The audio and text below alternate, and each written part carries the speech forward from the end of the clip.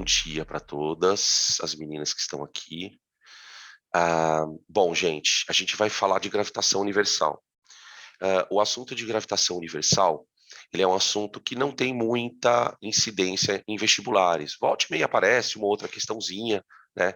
E o pré-requisito para ele é mecânica. A gente vai voltar a falar de força, né? Na verdade, a gente vai estudar.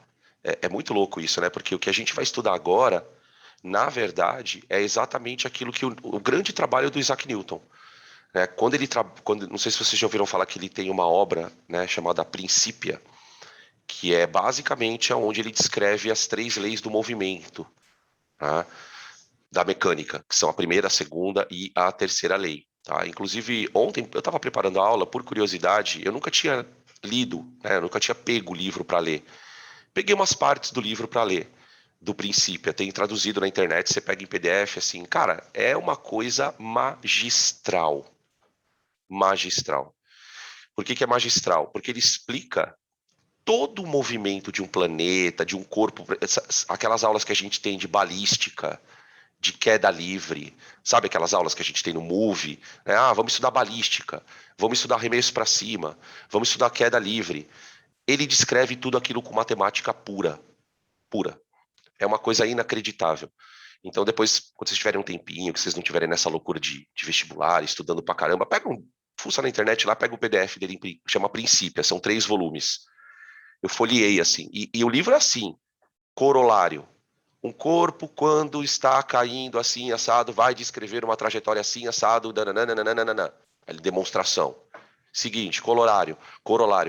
Quando um corpo é arremessado para cima com velocidade e tal, a trajetória dele vai ser assim, assim. É uma coisa linda. Bom, qual foi o grande mérito do cara, né? Foi associar uma coisa que acontecia na Terra com uma coisa que os caras viam no céu, né? O que para a época não era nada trivial, né? Hoje é muito comum a gente imaginar que a força que puxa um corpo para baixo é a mesma força que um planeta usa para poder orbitar, né? Mas na época esse conceito era totalmente diferente. Então, o assunto de gravitação ele vai desembocar nas leis de Newton. Só que a gente tem uma coisinha antes para poder comentar com vocês, tá? Bom, qual que é a estrutura da aula? A gente vai dividir a aula em 3 pedacinhos, beleza? Vamos fazer uma rápida passagem pelo histórico dos modelos cosmológicos, né, que é importante da gente falar um pouquinho. Tá? Depois a gente entra nas leis de Kepler, que são basicamente as leis que descrevem os movimentos do planeta, com algumas observações, né, experimentais que ele fez. Na verdade, o Kepler ele não era observador mesmo, ele era matemático. O que ele fez foi utilizar as medições de um outro cara, que era um cara super envolvido na física experimental na época. Então ele pegou as informações do cara, olhou para essas informações e montou um modelo de planeta, da órbita elíptica, enfim. E aí, o desfecho da coisa é com a lei de Newton, a lei da gravitação universal. Por quê? Porque qual foi o buraco, né, no modelo do Kepler? Ele não explicava por que isso acontecia. Ele não descreveu essa força. Ele imaginou que havia algum tipo de força mesmo. A gente vai constatar isso por uma observação que ele percebeu, mas ele não entendia como é que essa força era regida, né? Tipo, quais eram os parâmetros que regiam essa força, tá? E aí vem, então, as leis de Newton com a ideia de por que isso acontece, de que maneira isso acontece, beleza? Tudo bem, então, gente? Espera aí, só um pouquinho aqui.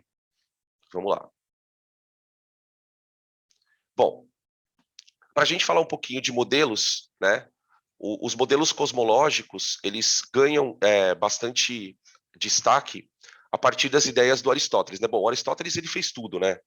Ele falava de natureza, ele filosofava. Na época não existia essas áreas das ciências, né?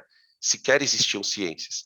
Então, o modelo vigente, que a gente chama de modelo aristotélico, né? Que durou muito tempo, por sinal, né? Ele foi ser contestado a partir de Galileu, né? Ptolomeu, tal. O modelo de Aristóteles era o modelo perfeito, né?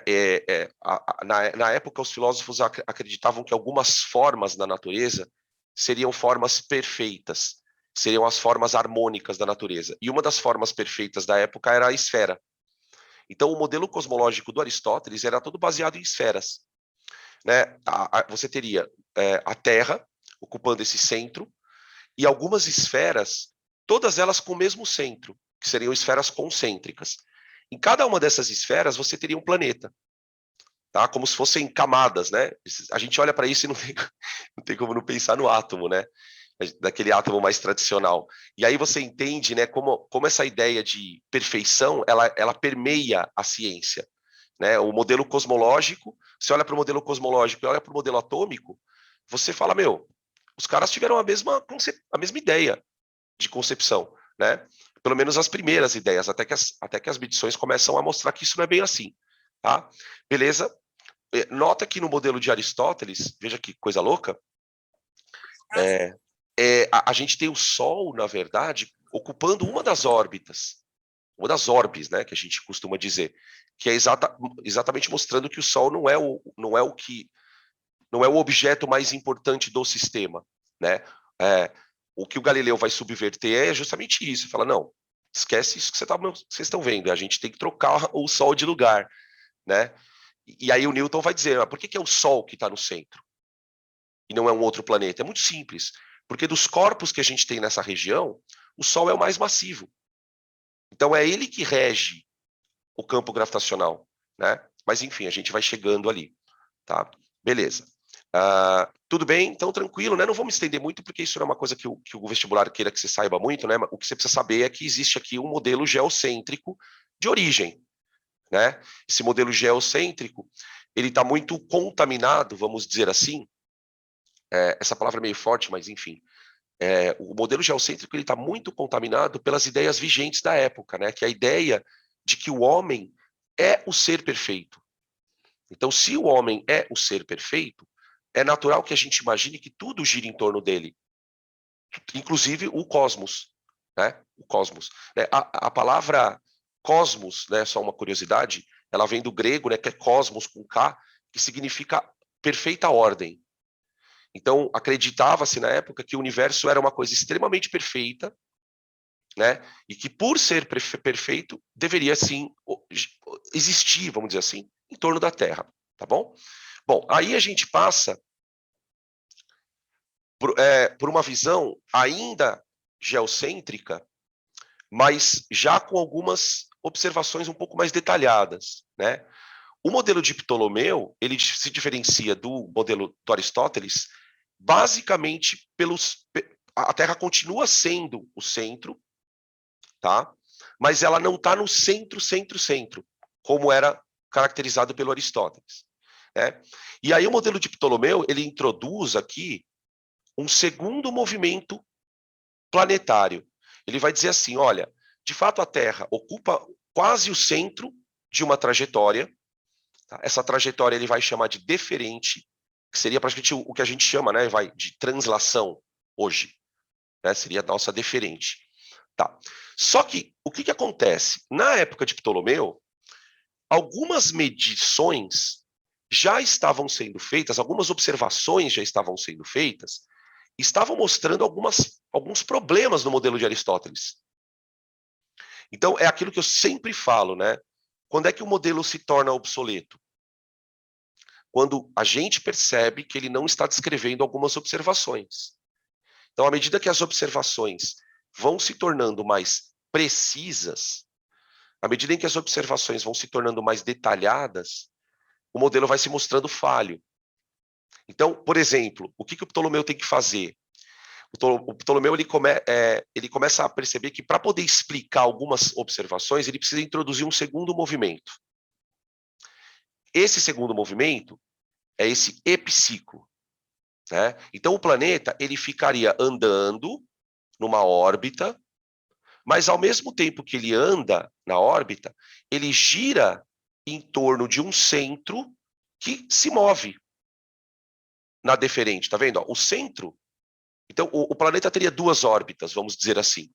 Uma órbita, em torno da Terra, que é a deferente, e uma órbita, 2, em torno de um centro que anda na deferente, ó.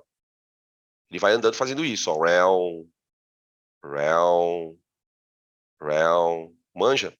tá? Aí você fala assim, mas Dan, da onde ele tirou essa ideia?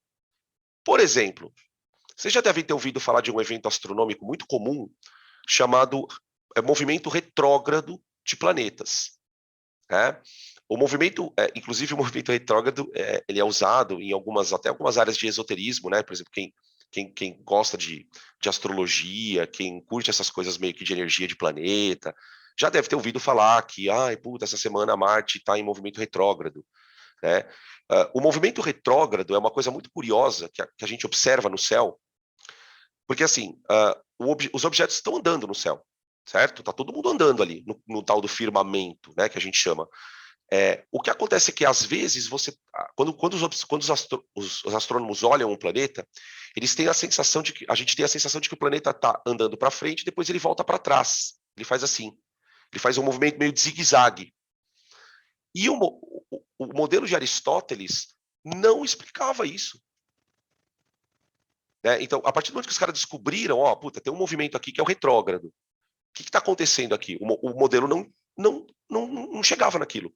Então, os caras começaram a falar, bom, precisamos introduzir outros movimentos para poder explicar o trem. Beleza? Tranquilo? Bom, então a gente vai vendo o modelo mudando a partir do momento que as observações experimentais, né, os dados observacionais, eles vão ficando meio discrepantes com aquilo. Tá? Bom, aqui a gente chega no modelo de Copérnico, né, o modelo copernicano. Aqui a gente tem a mudança já, a quebra de paradigma. Né? O Galileu ele se apoia no modelo de Copérnico, bastante. Então, aqui a mudança é a seguinte, eu troco a Terra de lugar, a Terra não é mais o centro do tal do sistema, né? O centro seria o Sol, né? E algumas observações mostravam isso para eles, que tipo não tinha como o Sol não ser o centro, tá? E os planetas voltam a girar em órbitas sem a necessidade daquele movimento bizarro. O único corpo que faria esse movimento bizarro seria a Lua, né? E nota que uma coisa interessante é que aqui não havia se descoberto outras luas ainda, que outros planetas teriam luas, tá? Beleza? As estrelas, elas ficariam nessa última órbita, aqui, ó. Tá vendo essa última órbita? Essas seriam as estrelas. E as estrelas não orbitariam. Né? Por que eles acreditavam que a estrela ficaria estagnada? Porque eles não conseguiram observar nenhum movimento de estrela ainda. Né? Então acreditava-se que é como se a última camada, vamos dizer assim, fosse uma tela. Imagina que isso é um estúdio redondo, um ginásio redondo, e lá no fundo você tem uma tela de estrela. E fica todo mundo girando em torno dessa tela de estrela. Tá? É muito fantástico, assim, né? Você imagina essa situação para os caras, é muito louco. Tudo bem? Bom, então a gente tem essa mudança do modelo geo para o modelo heliocêntrico, tá? Tranquilo? Bom, aqui eu quero só colocar uma foto para que a gente possa citar a, a história do movimento retrógrado, né? Essa foto aqui, ó, ela mostra bem o movimento retrógrado de Marte, tá? Essa foto, na verdade, esse tipo de dispositivo eles chamam de sobreposição de fotos. Eles tiram a foto do planeta uma vez por dia, no mesmo horário. No mesmo horário. Vai lá e tira, vai lá e tira, vai lá e tira, vai lá e tira, vai lá e tira, vai lá e tira. Tá? À medida que você vai tirando as fotos do planeta, você vai percebendo que as primeiras fotos ele parece andar para frente, ó. Ele parece andar para frente. Tá vendo? A partir de um certo dia, esse planeta parece andar para trás. Ele não só anda para trás, como ele parece se afastar também, ó. Ele faz um caminho bizarro. Esse movimento aqui, gente, era um movimento que ninguém conseguia explicar com o modelo geocêntrico. O modelo não previa isso. Né? A partir do momento que há essa mudança, né? Bom, então o Sol vai para o centro, a Terra troca e começam as órbitas, aí vem a explicação. Né? A explicação ela está desenhada aqui na tela da esquerda, nessa imagem grandona, e ela mostra uma coisa muito curiosa. Né? Aqui ela mostra um planeta tá? Ó, um planeta. E aqui um outro planeta. Vamos imaginar que seja a Terra mesmo, tá? Então ele é um planeta que está mais externo à Terra, tá bom? Beleza. Aí o que que a gente observa? A gente vai observar as imagens deste planeta, da Terra, em diferentes pontos do ano. Ó. Então aqui você tem o ponto F, aqui você tem o ponto G, aqui você tem o ponto H, e assim por diante. Cada vez que a Terra ocupa um ponto nessa órbita, o planeta vai ocupar um outro ponto correspondente na órbita vizinha. Então, por exemplo, né, vamos pegar esse ponto G aqui. Ó. Quando a Terra está nesse ponto G, o planeta está aqui. Ó, né? E por que que essas mudanças de posição acontecem? Porque o Kepler vai dizer o seguinte, esses planetas eles orbitam com velocidade diferente. E aí o Newton vai explicar a velocidade orbital. Ele vai equacionar a velocidade orbital, ele vai provar isso. Né? Então, eles já tinham percepção de que essas velocidades não eram iguais. Né? O planeta que fica numa órbita mais interna, aqui, ó, ele vai andar mais rápido do que o planeta que fica numa órbita mais externa. A órbita mais externa ele anda mais devagarzinho. Tá? E aí o que acontece? Então, quando você olha para esse planeta, você está olhando para ele nesse tipo de posição aqui. Ó.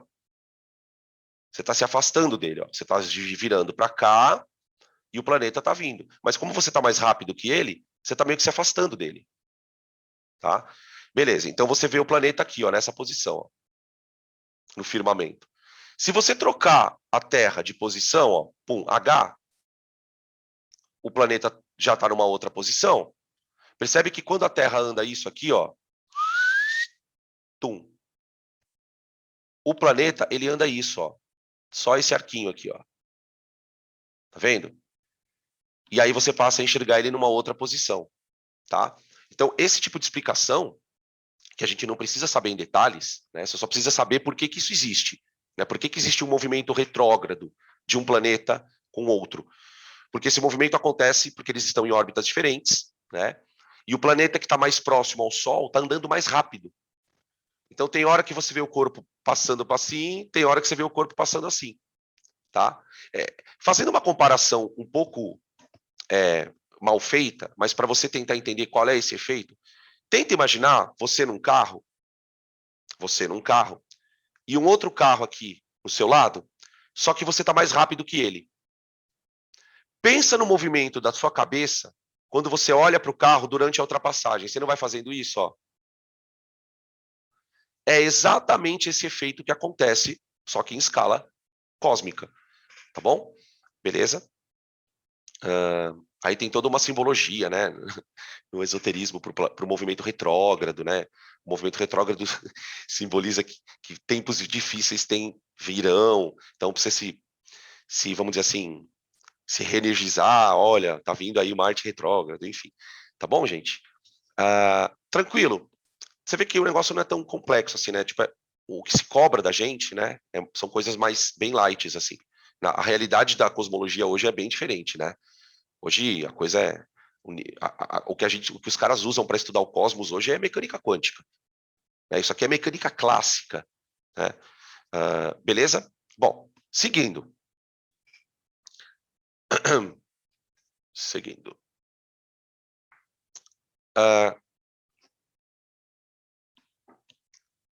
Para a gente entrar na parte mais conteúdo, a gente começa então.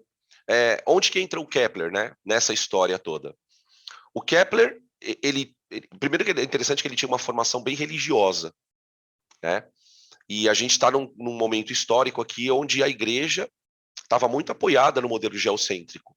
Né? A igreja, o catolicismo, né, sobretudo, a igreja católica, estou falando, percebe que apoiar o geocentrismo vai fazer com que a igreja tenha poder sobre os fiéis. Né? Porque de uma certa forma o modelo geocêntrico ele foi encaixado nos textos bíblicos pela igreja. Né? Ele foi jogado ali, olha, então Deus é isso aqui, nós somos perfeitos, o homem é feito à imagem e semelhança de Deus, portanto, a Terra é o centro do sistema. Né? Então o Kepler ele nasce ambiente e é muito religioso, mas ele não tem dificuldade nenhuma em refutar esse modelo. É interessante falar que não tem. Ele olha para isso, vê inconsistência e fala, não, tá, esquece, esquece. Tá? O que acontece aqui? As leis dele vão basicamente, eu costumo brincar que assim, quando eu falo dessa aula, eu falo assim, as leis de Kepler, elas são a cinemática dos planetas. Sabe aquela aula de cinemática que você aprende? Movimento uniforme, move, tem aceleração, não tem, tempo de queda. A cinemática, moçada, ela só explica o movimento.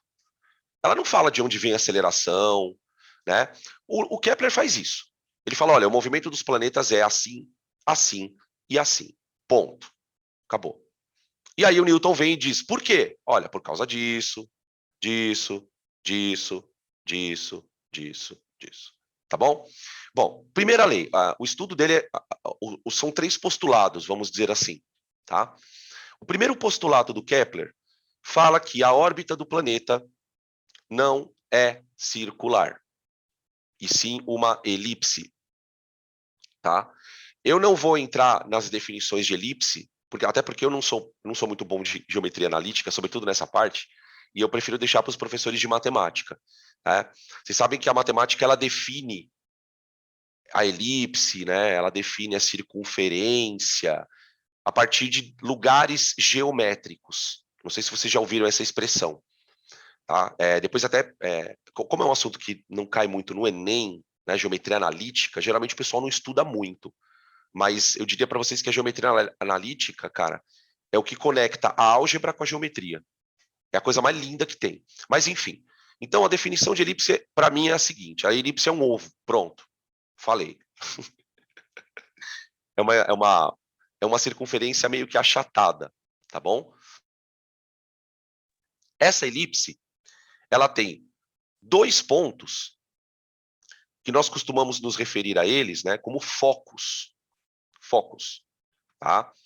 E que também tem uma definição para foco. O que é o foco? O foco é um ponto na elipse que tal. Tá? Mas, enfim. O Sol ocuparia um dos focos dessa elipse, o outro foco não necessariamente, tá? E o planeta estaria descrevendo a órbita. Tá? O que o Kepler considera também aqui, vale lembrar, é que algumas órbitas parecem mais uma circunferência, tá? São elipses que não tem muita... essa ovalação, o quanto ela é ovalada, eles chamam de excentricidade da elipse. Quanto mais ovalada ela for, mais excêntrica ela é. Então eles falam, o Kepler fala assim, olha, as órbitas são elipses de baixa excentricidade, ou seja, quase uma bolinha mesmo, quase uma circunferência, tá bom? Bom, nessa elipse, o planeta teria velocidades diferentes, ele não vai descrever a órbita numa velocidade constante, né? Porque olha como isso é interessante, né? Como uma coisa encaixa na outra. O movimento retrógrado de planetas mostrava para eles que os planetas tinham velocidades diferentes. E algumas medidas também diziam que a velocidade do planeta variava durante o ano. Então, qual foi o raciocínio do Kepler? Se eu propuser que a órbita é circular, eu não consigo pensar numa mudança de velocidade. Por que ele mudaria de velocidade? Eu vou pensar numa órbita elíptica, por quê? Porque vai ter momentos em que o planeta está mais próximo do Sol e vai ter momentos em que ele vai estar mais afastado. E essa aproximação e afastamento é o que geraria diferença de velocidade na órbita. Conseguem compreender essa associação? Né? Então, uma das observações aqui, ó, importante, que é uma consequência da órbita elíptica, é que a velocidade orbital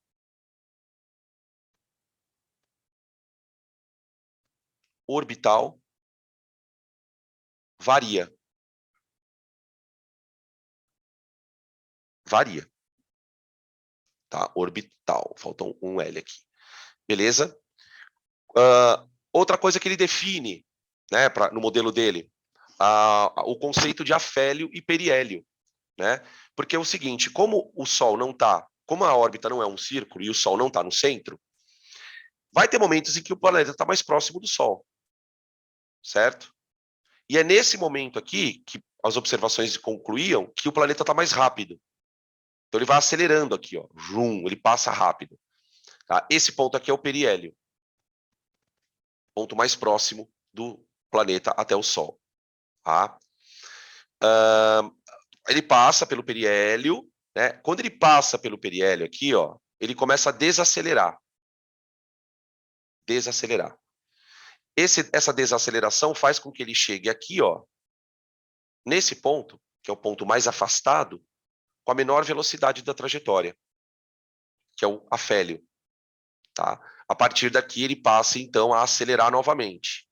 Acelera, acelera, acelera, acelera, acelera, chega aqui o mais rápido. Aí depois, freia, freia, freia, freia, freia, freia, chegou aqui mais devagar. Deu para entender? Tá? A partir dessa definição, a partir dessa observação, o que os caras definem? Peraí que estão chamando aqui. Na verdade, então, uma pergunta aqui, né? Já apareceu. O campo gravitacional do Sol, que provoca essa aceleração nos planetas, na verdade, é o campo gravitacional, mas é sobretudo a mudança do campo. Porque o que acontece? À medida que o corpo vai se aproximando do Sol, essa força ela vai se tornando mais forte. Né?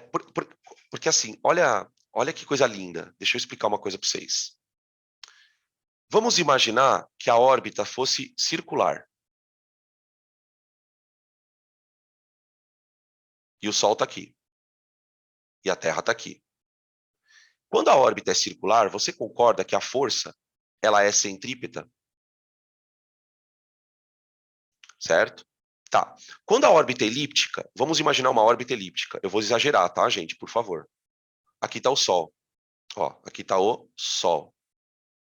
Aqui está o planet. Tá. Presta atenção que coisa linda. Olha que coisa linda.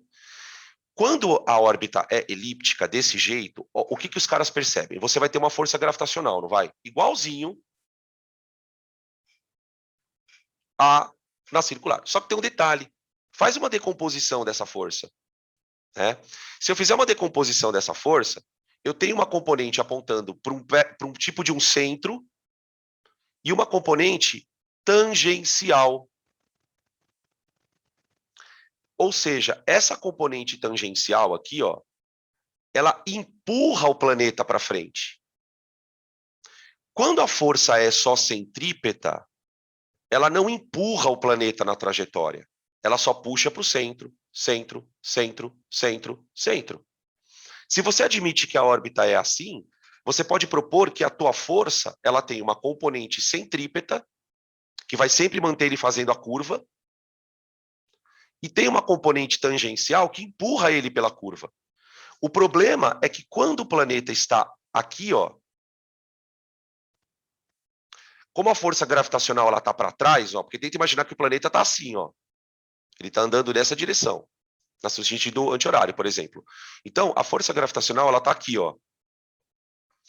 Percebe que agora a força gravitacional ela tem uma componente tangencial, só que a componente, aliás, centrípeta, né, que é essa amarelinha aqui, ó. Só que a componente tangencial está freando ele, ó. Então, por isso ele acelera aqui, ó. Tuf, e ele freia aqui, ó.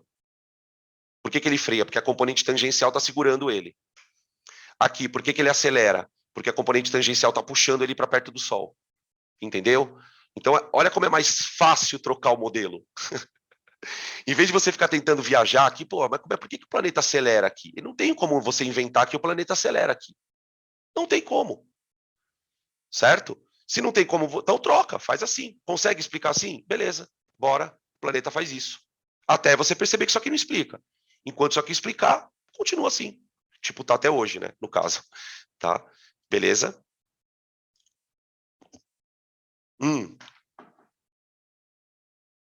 Não posso trocar de slide sem falar uma coisa. Então, veja só. Por causa da órbita ser esférica, o planeta ele tem aqui uma distância que eu vou chamar de D1. D1 é, na verdade, o raio menor da órbita. Tipo, é o momento que ele está mais próximo do Sol. E tem o momento que ele está mais afastado.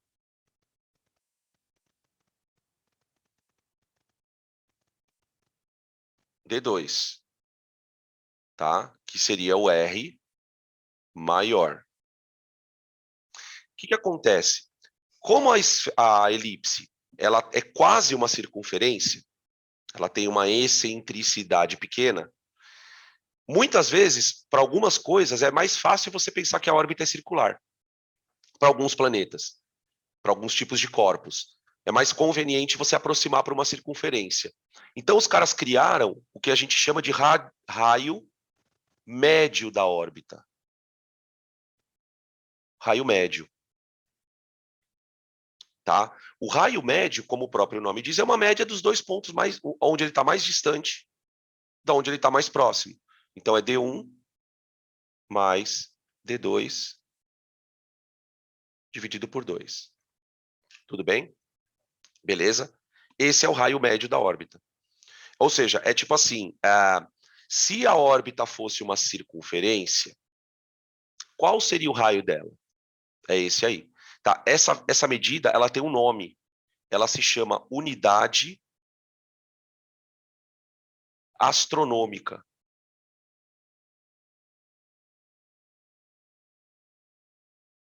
Unidade astronômica.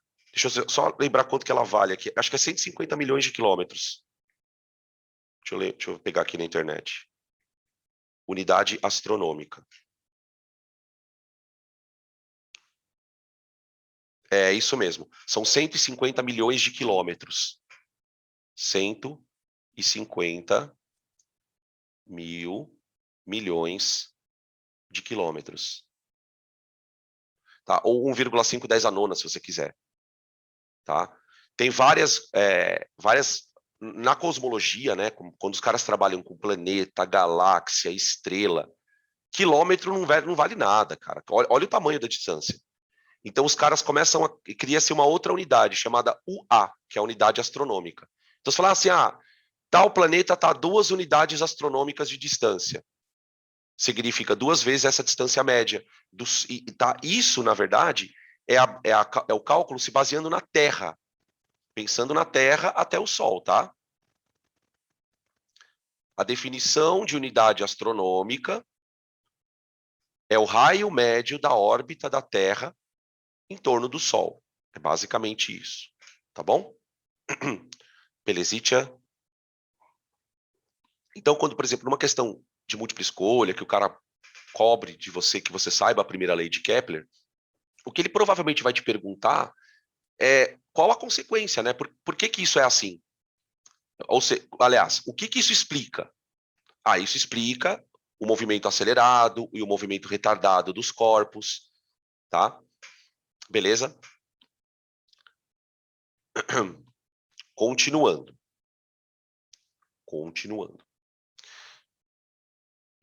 O campo gravitacional de cada planeta não gera efeitos entre eles mesmos? Com certeza. Não entre eles mesmos, né? Um exerce efeito no outro, né? Por exemplo, a Terra, ela está submetida a um campo gravitacional do Sol, mas existem os outros campos. É que a gente vai descobrir daqui a pouquinho que esse campo, gente, ele só é muito pronunciado quando o corpo é muito massivo. Campo gravitacional, para que ele seja perceptível, para que ele exerça uma influência a longa distância, o corpo que gera o campo, ele precisa ser muito massivo. Então, se um planeta é pequeno, ele tem um campo gravitacional que obviamente vai exercer influência na Terra, por exemplo. Né? A gente pode até citar aqui um caso muito conhecido, que é o caso das fases da Lua. As fases da Lua são basicamente, as fases da Lua não, as marés são basicamente reflexo das fases da Lua, da posição relativa do Sol e da Terra. Então, de fato, há uma influência, sim, mas essa influência é menor. Né? Por exemplo, para que um corpo orbite em torno do outro, como é o caso Terra-Lua, Sol-Terra, as luas de Saturno, por exemplo, né? É preciso que um dos corpos seja muito maior do que os outros. Tem que ter uma diferença de massa ali bem considerada, tá? A gente vai falar sobre isso ainda, tá? Não acabou essa discussão ainda. Bom, continuando. Segunda lei. A lei da velocidade areolar. A lei da velocidade areolar. A lei da velocidade areolar, ela ajuda a corroborar essas observações do Kepler. Então, ele vai dizer o seguinte, olha, tenta imaginar um planeta numa órbita qualquer. Então, tá aqui o planeta, tá? Tá fazendo isso aqui.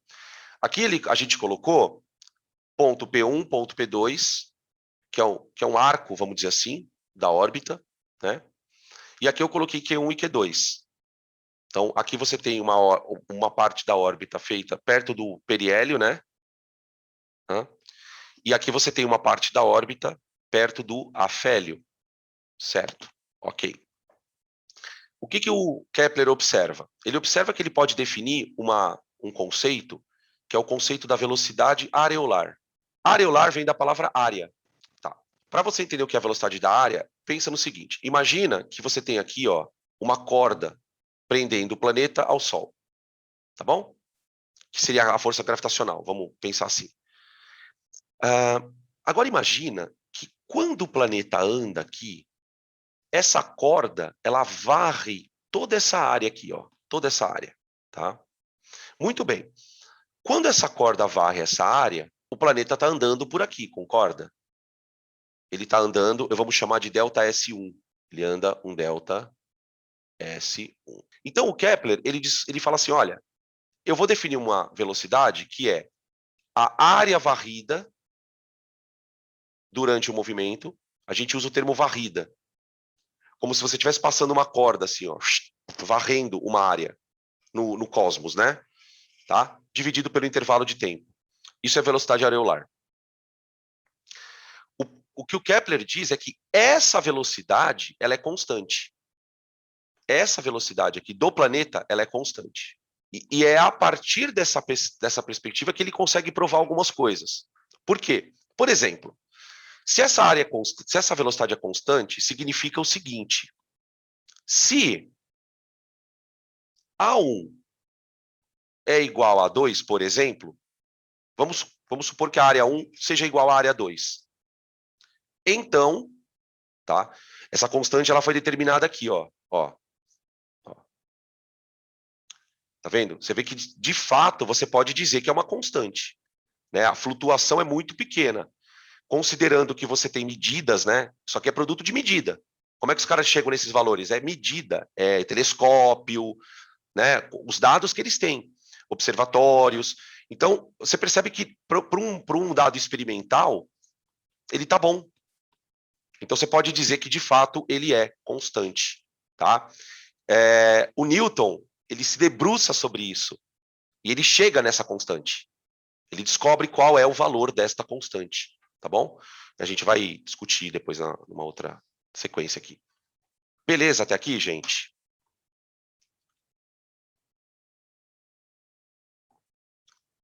Suave na nave? Bom, então com isso a gente encerra, digamos assim, a parte 2 da história, né? Deixa eu voltar um pouquinho aqui, só para a gente se situar. Ó. Agora é que vai vir a parte doideira. Ó, a gente passou rapidamente pelos modelos cosmológicos, não é? Falamos das 3 leis e o quanto elas são importantes para, vamos dizer assim, suportar as observações, né? Essa história do planeta andar mais rápido, mais devagar, dele estar mais próximo do Sol, mais distante. Então, essas observações elas já estavam na mão dos caras. O Kepler veio e descreve. Né? E agora a gente entra no filé mignon da coisa, que é a lei da gravitação universal. Tá bom? E aí nós vamos discutir na lei da gravitação universal a força, né, as características dela, como é que ela varia, como é que funciona essa questão, e algumas consequências da, da descrição da força. Né? A partir do momento que você descreve a força, eu consigo explicar a aceleração da gravidade, né? Eu consigo explicar qual a velocidade que um corpo tem que ter para orbitar e não cair. Né? Porque uma das perguntas que surge nesse meandro é o seguinte, peraí, Dan, se Quando eu solto um corpo, ele cai, porque a Terra está puxando ele. Tudo bem. Mas a Lua não cai. A Lua não cai. A Lua não cai porque ela não está parada. Se a Lua estivesse parada, ela já tinha caído. O que acontece é que quando o corpo tem uma velocidade, é possível mantê-lo em órbita. A órbita ela só é possível para corpos em movimento. Porque aí a força ela não vai conseguir puxar o corpo para baixo. Na órbita, a força ela só corrige a trajetória. Ela só corrige a trajetória. Tá? Eu gostaria de, antes da gente começar a descrever a força, eu mostrar para vocês uma coisa, uma coisinha bem rápida. Espera aí que eu vou abrir a tela aqui. Bom, então vamos lá. Antes da gente equacionar a lei de Newton e fazer os desdobramentos, vamos olhar, vamos criar uma imagem mental, né, para que nós possamos depois fazer essas coisas. Então, aqui no simuladorzinho, gente, a gente tem o Sol. Eu posso fazer simulação do que eu quiser. Então, por exemplo, eu posso ter Sol e Terra, tá? Eu posso ter Sol, Terra, Lua. Eu posso ter Terra, Lua. E posso ter Terra, satélite. Tá? A gente vai fazer primeiro Sol e Terra, para que a gente possa entender o que isso aqui mostrou para os caras. Bom, vamos botar isso aqui para andar. Eu vou colocar aqui uma grade. Eu vou colocar aqui caminho e a velocidade da Terra. Presta atenção que a Terra vai começar a fazer uma órbita circular.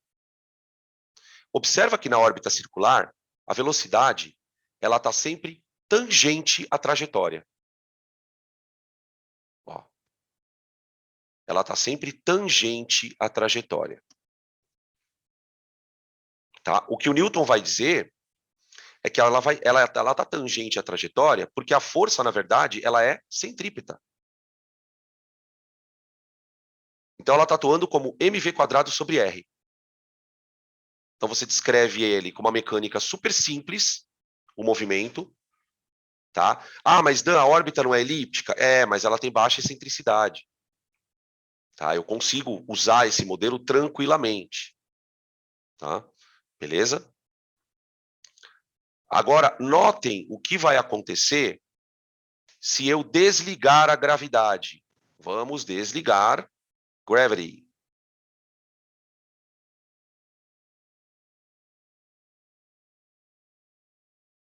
Primeira lei de Newton. Acabou. Primeira lei de Newton. Deu para entender? Quer dizer, se o corpo não está agindo, se a força não está corrigindo a trajetória, não tem por que ele andar em curva. Ele vai andar em linha reta. Acabou. Simples. Tá? Outra questão interessante da gente ver é a distorção da órbita por causa da massa. Né? Então, vamos botar ele para andar de novo aqui. Aqui. Ó. Beleza? Agora eu vou aumentar a massa do Sol. Presta atenção o que vai acontecer com a órbita. E com a velocidade.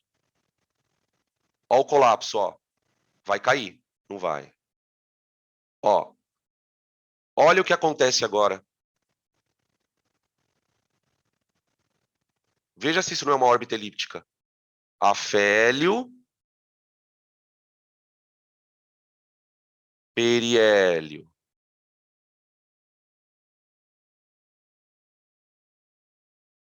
Afélio, olha lá. Periélio. Tá vendo? Sabe como é que chama esse efeito aí, ó? Estilingue gravitacional. Você acelera um planeta, fazendo ele passar perto de um corpo massivo. Os engenheiros da NASA usam esse truque para acelerar sondas espaciais. Elas fazem a sonda passar perto de um planeta para acelerar ele. Para acelerar ela. Tá? Tudo bem? Agora... Espera aí, deixa eu fazer outra coisa aqui. Agora eu vou colocar a Lua na parada. Bora colocar a Lua na parada. Caminho. Agora, olha que coisa louca que é o movimento da Terra com a Lua junto.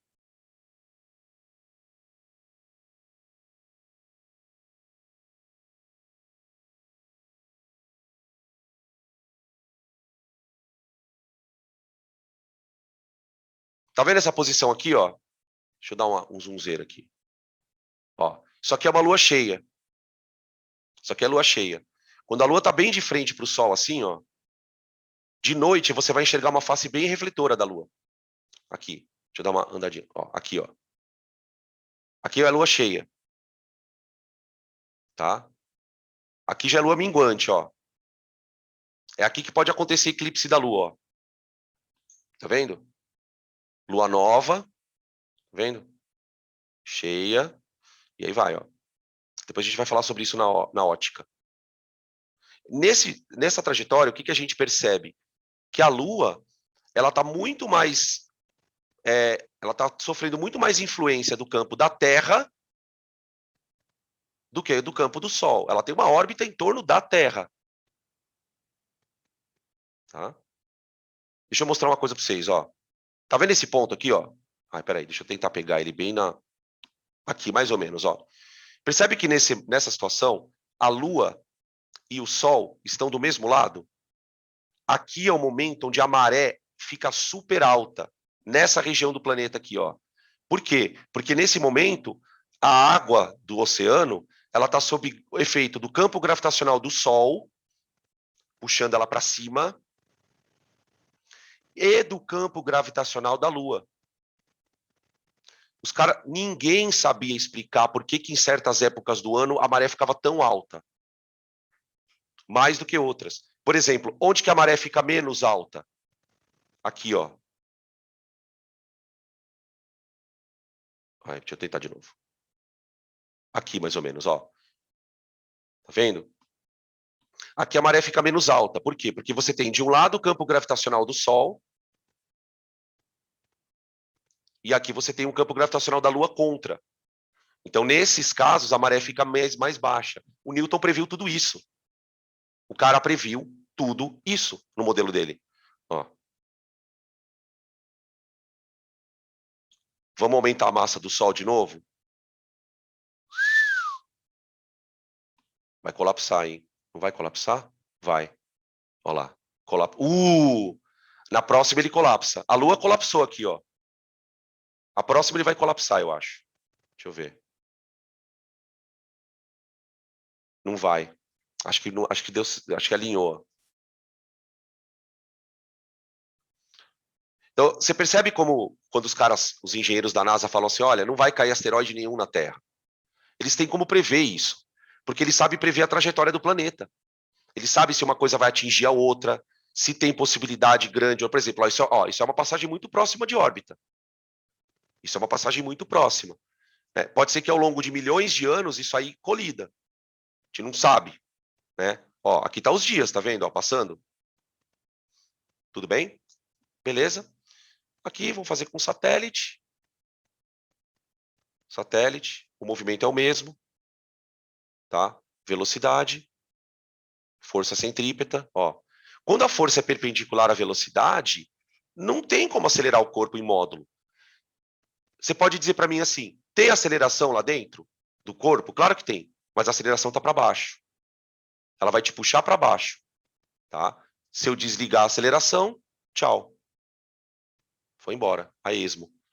Tudo bem, gente? Beleza? Alguém quer fazer alguma perguntinha? A gente pode. Vamos para as equações agora? Vamos para o que cai no vestibular agora? Bom, depois a gente ter visualizado um pouquinho as animações ali, que eu acho que dá para dar uma clareada na mente, a gente vai para a conta. Né? Então, como é que o Newton descreve o movimento do planeta, dos planetas? Né? Ele vai descrever o movimento a partir da existência de uma força que ele vai chamar de força da gravidade, né, ou força gravitacional. Né? Na verdade, para explicar a força gravitacional, ele vai atribuir a existência dela a um campo. Então, existiria um campo de força. Né? Toda a força ocorre a partir de um campo. Né? O campo é uma entidade, vamos dizer assim, invisível, que cria a força em torno de um espaço. Né? Você tem corpos geradores de campo. Então, na eletrostática, eu tenho a carga elétrica que gera um campo. No eletromagnetismo, a gente tem os objetos magnetizados, por exemplo, que podem gerar campos, e outras coisas que podem gerar campos, né? E a massa gera campo. Então, a gente poderia definir de uma maneira muito coesa, né, que a gravidade é resultado. A gravidade é uma aceleração, tá, gente? A gravidade é uma aceleração. Essa aceleração seria resultado da existência de um campo de força, mas esse campo de força varia de acordo com a distância do corpo gerador. Então, você teria um corpo gerador de campo. O que esse corpo precisa ter para ele gerar o campo? Massa. O simples fato dele ter massa já dá a ele a capacidade de formar um campo. Então, eu gosto muito de fazer uma comparação aqui com a eletrostática, quando a gente falava assim, olha, tem uma carga geradora e uma carga de prova. Né? O que seria um análogo aqui? O Sol seria uma carga geradora, na velhice seria uma massa geradora, e o planeta seria uma carga de prova, um corpo de prova. Né? Devido à ação do campo, esse corpo fica sujeito a uma força, que é a chamada força gravitacional. Tudo bem? É muito parecido o modelo, né? O jeito de pensar. Percebe como o Newton foi importante para a física? Como os caras da eletricidade pegavam o modelo da mecânica. Quer dizer, é a tal da física que a gente chama de física clássica. Né? Eu explico tudo pela mecânica, tudo pelo movimento. Então, não é só um planeta que se movimenta. O elétron vai se movimentar no campo elétrico. Um elétron pode se movimentar num campo gravitacional. E as ideias são absolutamente as mesmas. Né? A coisa chegou num nível tão descarado vamos dizer assim, de usarem o modelo, que se você olha para a lei de Newton e olha para a lei de Coulomb, você vê a mesma fórmula. Quer dizer, alguém tem dúvida que o Coulomb se baseou no modelo de Newton para poder propor a força elétrica? Ninguém tem dúvida. É muito claro isso. Né? Então, vamos lá. Eu tenho dois corpos de massas diferentes, aqui é mão e minha, separados a uma distância d. Né? A primeira coisa que o Newton fala é que a força gravitacional ela é um par ação e reação. Ou seja, não é só o corpo grande que puxa o pequeno. É o pequeno que puxa o grande. Certo?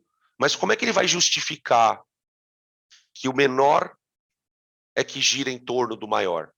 Porque ele vai dizer assim, olha, essa força ela vai provocar nos corpos acelerações diferentes. Né? Você lembra da segunda lei? Que diz que a força é igual à massa vezes a aceleração. Então, veja, a força gravitacional é a mesma. Então, a mesma força que a Terra é puxada para o Sol é a força que o Sol é puxado para a Terra. Acontece que, pela segunda lei, como é que você calcula a aceleração de um corpo? É a força dividido pela massa. Ou seja, para o corpo pesado, a aceleração é insignificante. Entendeu? Por isso que é a Terra que se movimenta em torno do Sol, e não é o Sol que se movimenta em torno da Terra. Né? O Sol tem uma quantidade de massa tão grande que ele consegue manter orbitando em torno dele vários planetas. Né? Mas o Sol tem movimento, tá? O Sol tem movimento também. O Sol não está parado no centro ali. Né? Vamos lembrar que nós estamos numa galáxia. Então, no centro da nossa galáxia tem um buraco negro. Então, a nossa galáxia está andando sob a influência de um campo gravitacional de um buraco negro. Então, tem campo de tudo quanto é lado. Não tem, a gente costuma dizer assim, né, que a rigor não tem gravidade zero em lugar nenhum. O que existem são situações de microgravidades. Ou seja, porque a gravidade ela é uma força que ela varre o universo. Ela varre o universo. Tá? Tudo bem? Bom, essa força ela tem módulo, direção e sentido. Né? A direção e sentido é sempre radial dos corpos, né? Então você tem duas esferas aqui, ó, Um corpo está puxando o outro está puxando um. Igual na força elétrica. Tá? Ela é radial. O módulo dela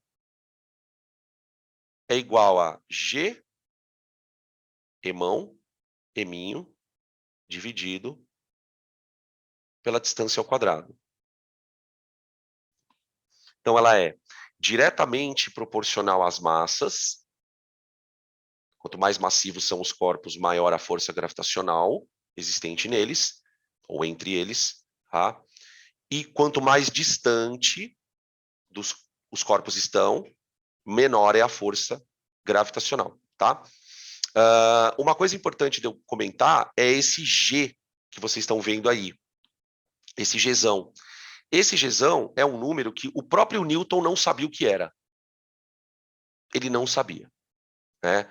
O que acontece? Ele percebeu o seguinte, para que essa força gravitacional fosse igual a alguma coisa, ele precisaria colocar um número aqui, para fazer a conta ficar igual. Se você tirar o número, essa fórmula não existe. Então, assim, usando uma linguagem mais tosca, o que o Newton fez aqui foi acochambrar. Ele falou assim, nossa, mas essa força está quase igual a essa conta. Que número eu tenho que colocar aqui para que ela fique igual? E aí ele coloca a constante gravitacional. Tá? A constante gravitacional, gente, ela é igual a aproximadamente 6,6 vezes 10 elevado a menos 11. Mas ele mesmo, nos trabalhos dele, ele assume que ele não entende o que é essa constante. Tá? Bom, qual é a unidade dessa constante? É Newton vezes metro quadrado sobre quilograma quadrado. Tá? É fácil você perceber a unidade se você pegar essa fórmula e isolar o G. Isolando o G, você chega na unidade da constante gravitacional. Tá? Muito cuidado que isso não é a gravidade. A gravidade é outra coisa. A gravidade é uma aceleração. Isso é um número, tá? O que os físicos fazem ao longo dos anos, né? Se vocês observarem na física, existem várias constantes, né? Você tem a constante de Avogadro, que é a constante do mol, que é uma constante um pouco diferente. Ela foi procurada, a constante ela foi provocada para existir. Mas, por exemplo, a constante gravitacional, a constante de Kepler, de Planck, tem uma outra constante na termodinâmica que os caras chamam de constante de Boltzmann. Elas são números que os físicos simplesmente não sabem por que existe. Tipo, por exemplo, o que é a constante de Planck? Ninguém sabe o que ela é. Mas para que as fórmulas existissem, é necessário a introdução da constante. Então, o que os físicos acreditam? Né? Que esse tipo de modelo que precisa de uma constante para valer, ele ainda não está legal. Ele ainda não é a explicação correta daquilo que você está vendo. Tanto é que você precisou introduzir um número aqui do nada, que você não sabe o que é. Ou esse número... Então, na melhor das hipóteses, o modelo está incompleto, né? Esse número, na verdade, seria alguma coisa que você ainda desconhece. Né? Você fala, mas o que ele é? O que você explica ele como? Né? Então, o próprio Newton, vale lembrar que ele não entendia muito bem a coisa. Tá? Tranquilo? Beleza? Continuando. Bom, uma das primeiras... Agora, o que acontece aqui, né, é que a partir da força gravitacional, a gente tem uma enxurrada de explicações. Então, a gente gosta de salientar algumas explicações que costumam aparecer em vestibular. Né? A primeira coisa que eu queria analisar com vocês aqui é esse gráfico. Tá?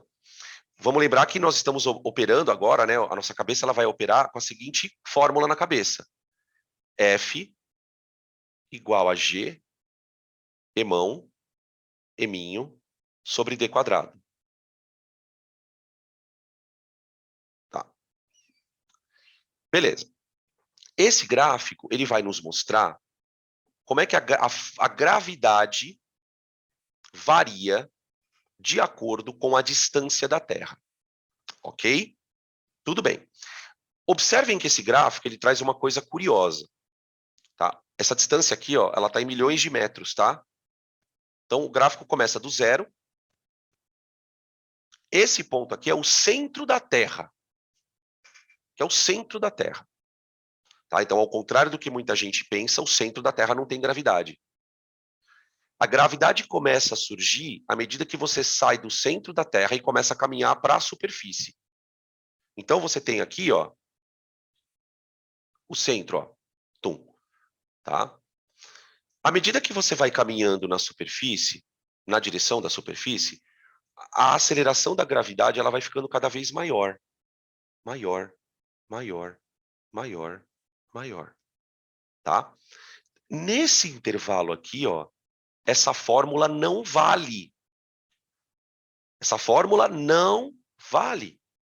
Essa fórmula ela passa a valer a partir da superfície da Terra. Porque, gente, é uma coisa muito simples. Por que ela vale a partir da superfície? Porque o Newton olhava planeta. Como é que o Newton ia olhar para a gravidade na Terra? Dentro. Ele não tinha noção. Então, como a análise dele era para fora, você percebe que a partir do momento que você sai da superfície da Terra, tá, aproximadamente 6.400 quilômetros, vai, que é o raio da Terra, ela cai com a distância, ó. Tá? Tudo bem? Aí eu queria fazer uma pergunta para vocês, quem sentir a vontade para responder aí no chat. Por que que dentro da Terra a gravidade aumenta conforme você se afasta do centro? O que que vocês acham que está acontecendo aqui?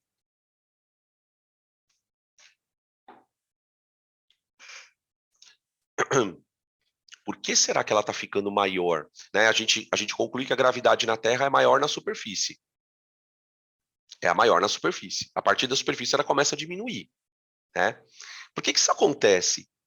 Porque o que a gente precisa lembrar é que a gravidade, gente, ela é um efeito da massa. A culpa da gravidade é a massa. É claro que a gravidade varia com a distância, mas quem dá gravidade é a massa. Então, o que que acontece? Conforme você se afasta do centro da Terra, você concorda que a massa do corpo vai aumentando? Por exemplo, imagina que você esteja nesse ponto aqui, ó. Então, você está numa superfície interna. Concorda que a massa de terra, existe uma massa sobre você? O que acontece é que quanto mais para a superfície você vai, maior é a massa de terra que está sobre você. Então, em que momento você está na maior gravidade? Quando você está na superfície da Terra. Por quê? Porque sobre você está a Terra inteira. Entende? Deu para sacar a ideia? Outra coisa que é interessante é que a partir da equação da gravitação universal, a gente consegue calcular a gravidade. Então, vamos calcular a gravidade. Cálculo da aceleração gravitacional.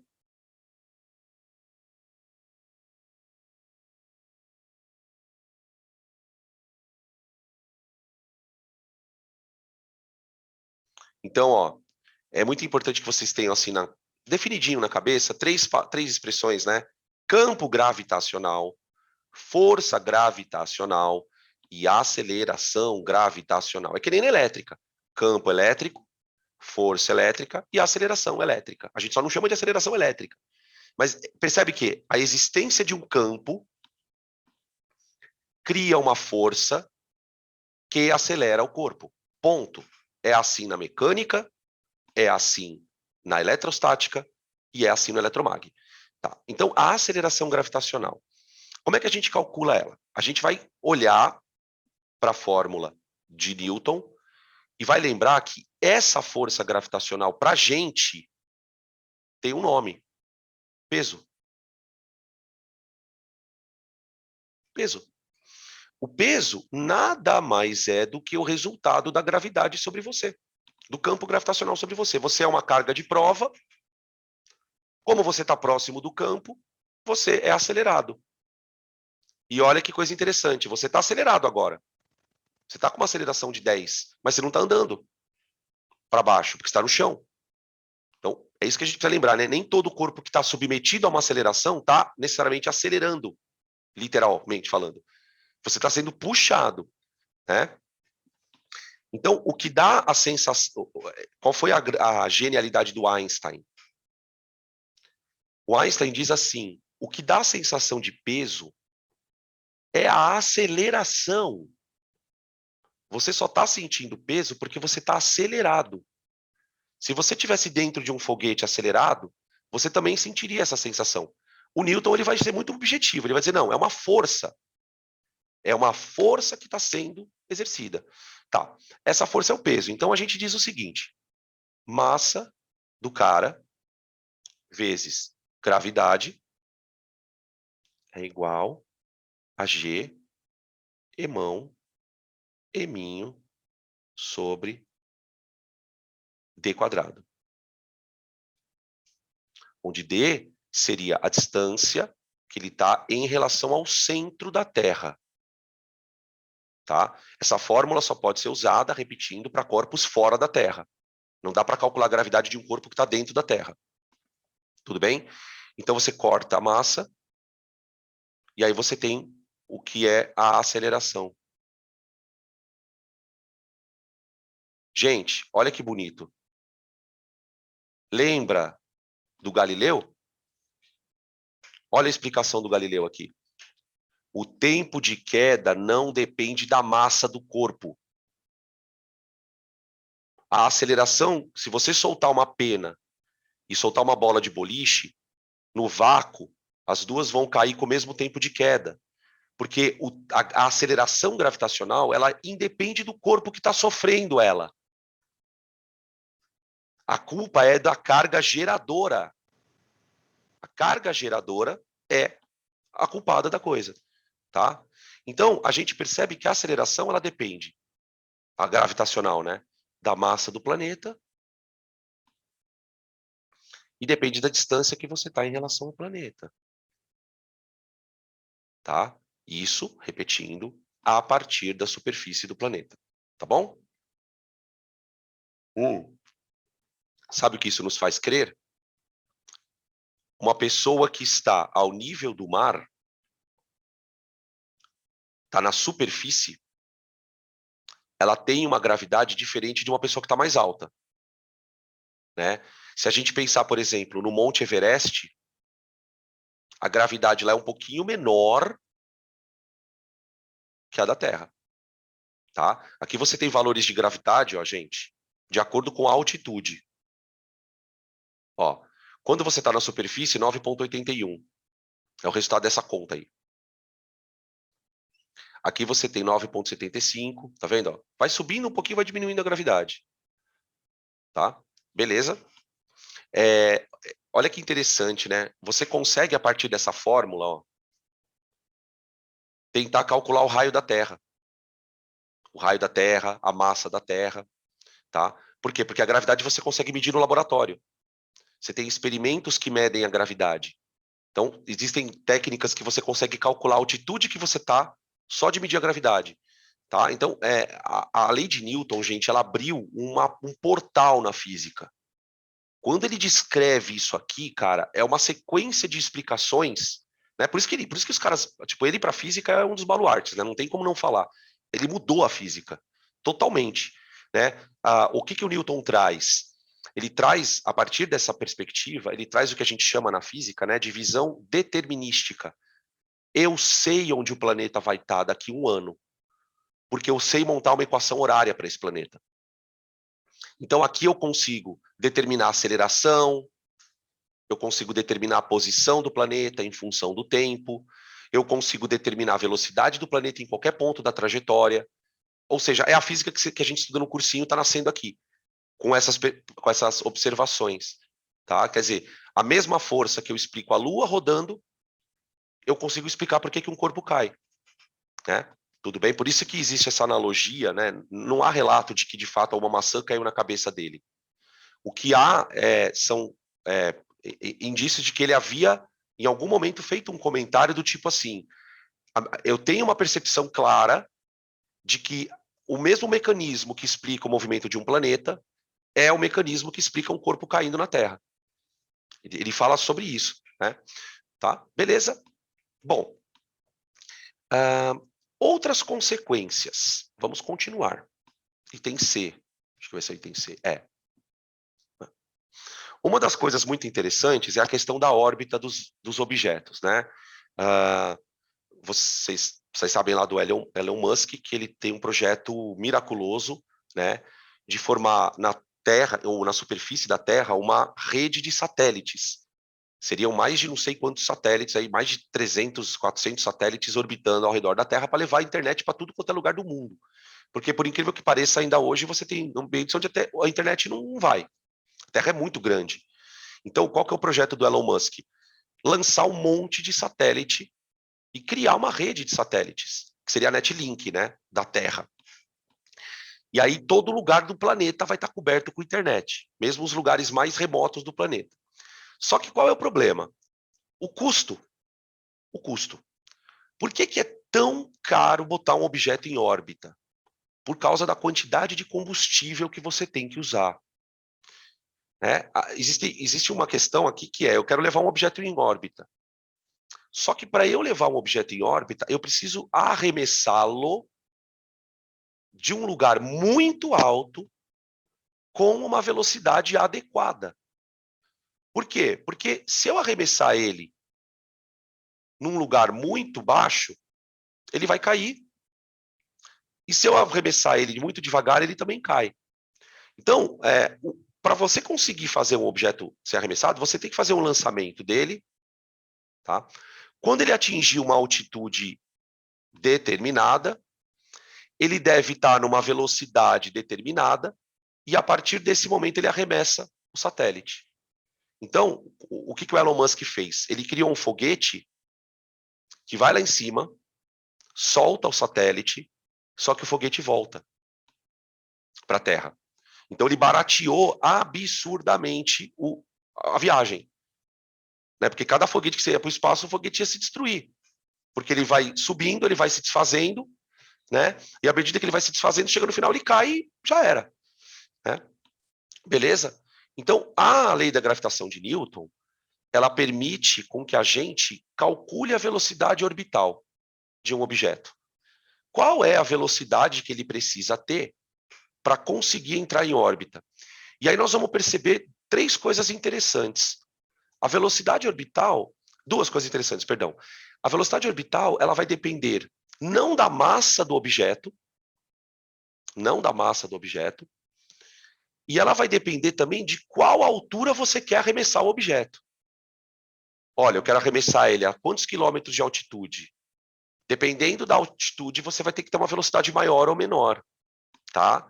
Então, por exemplo, a gente tem como uma que eu sempre cito nas aulas, né, a estação espacial que está em órbita, ela está numa órbita a 400 quilômetros de altitude. Tá? Os satélites estão mais baixos. O satélite fica a 200, 200 e pouco, tal. Qual a diferença de um para o outro? A velocidade. A estação espacial está orbitando com uma velocidade e o satélite está orbitando com uma outra velocidade, tá? Beleza? Bom, e você tem o satélite que a gente chama de geoestacionário, né? O satélite geoestacionário, ele está parado em relação a um ponto da Terra. Então a Terra gira, o satélite gira junto. Ele está com a mesma velocidade orbital da Terra também, tá? Então você tem esses tipos aí de satélites. Bom, como é que a gente determina essa velocidade orbital? Você vai imaginar o seguinte: você tem a Terra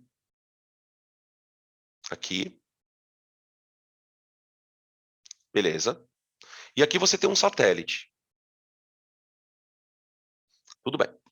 A gente sabe que, vamos admitir então que o movimento do satélite seja um movimento circular uniforme. Ok? Que é o que eles fazem. O satélite fica em MCU. Né? Por isso que cai pra caramba MCU no Enem, né, cara? É tecnologia que se usa até hoje. Bom, se ele está em MCU, eu posso dizer que a força que está atuando nele é uma centrípeta.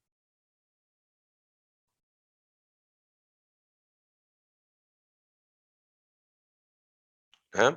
Então, a gente vai. E uma coisa que eu sempre comento com vocês, eu falo, gente, a força centrípeta é sempre alguém que está atuando como ela. Não existe uma força centrípeta, como existe uma força elétrica. Uma força. A gravitacional pode virar uma centrípeta, porque a força centrípeta ela não é uma força de natureza, né? Ela é uma força de trajetória. Ela vai ser a responsável por manter a trajetória circular, como a gente viu na animação. Então, eu vou dizer que a força gravitacional é igual à força centrípeta. Tudo bem? Bom, a força gravitacional é dada por G, emão, eminho, dividido por R ao quadrado, onde R seria o raio da órbita. Lembrando que o raio da órbita, ele compreende a distância até a Terra, mais o tamanho da Terra aqui, ó. Tá? Beleza? Então, você pode chamar essa distância aqui de D, ó. Essa distância aqui de D. E essa distância aqui, que seria a distância até o centro da Terra, seria R'inho. Então, você teria... Rão seria Dzinho mais R'inho, tá? Uma coisa que é importante de salientar é o seguinte, né, gente? Ó, a gente, às vezes, não tem noção das ordens de grandezas das coisas. Então, tipo assim, você fala para mim assim, ó, Dan, o satélite está a 200 quilômetros de altitude. Tá alto pra caramba. Não tá. Tá baixinho pra caramba. Gente, a Terra tem de raio 6.500 quilômetros. Então, o que é 200 quilômetros perto de 6.500? Ele está quase na superfície da Terra, do ponto de vista de conta. A força gravitacional que ele tem ali é quase igual à nossa. Por isso que é errado falar que o cara que está na estação espacial está em gravidade zero. Ele não está em gravidade zero. Ele não está. Ele está numa situação de menor gravidade, mas não é gravidade zero. Tá? Muito bem. Então, essa força, ela é m vezes a velocidade orbital ao quadrado, dividido pelo raio. Tudo bem? Então, para calcular a velocidade orbital, que é um tipo de exercício que aparece até com uma certa frequência, a gente vai cancelar as massinhas, vamos cancelar o errão, com o outro errão daqui, e vamos dizer que a velocidade orbital é igual a raiz quadrada de G emão sobre R. Ô, gente, a NASA usa isso até hoje para calcular a velocidade orbital de satélite. Até hoje. Então, tipo, o negócio é física clássica, mas percebe como o negócio é forte. Né? Beleza? Quando é que o modelo de Newton vai começar a apresentar problemas? Quando Einstein começa a questionar algumas observações. Né? A questão dos buracos negros, uma série de coisas que o modelo não explicava. Então, a relatividade ela vem meio que mudar um pouco o conceito de gravidade. Né? Mas isso é um papo para outra hora. Tudo bem? Ada, preciso decorar essa fórmula? Honestamente, se eu tivesse que pedir para você decorar alguma coisa, eu pediria para você decorar isso aqui, ó. Como é que eu chego na velocidade orbital? Igualando a força gravitacional como a centrípeta.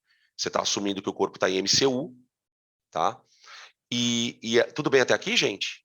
Beleza?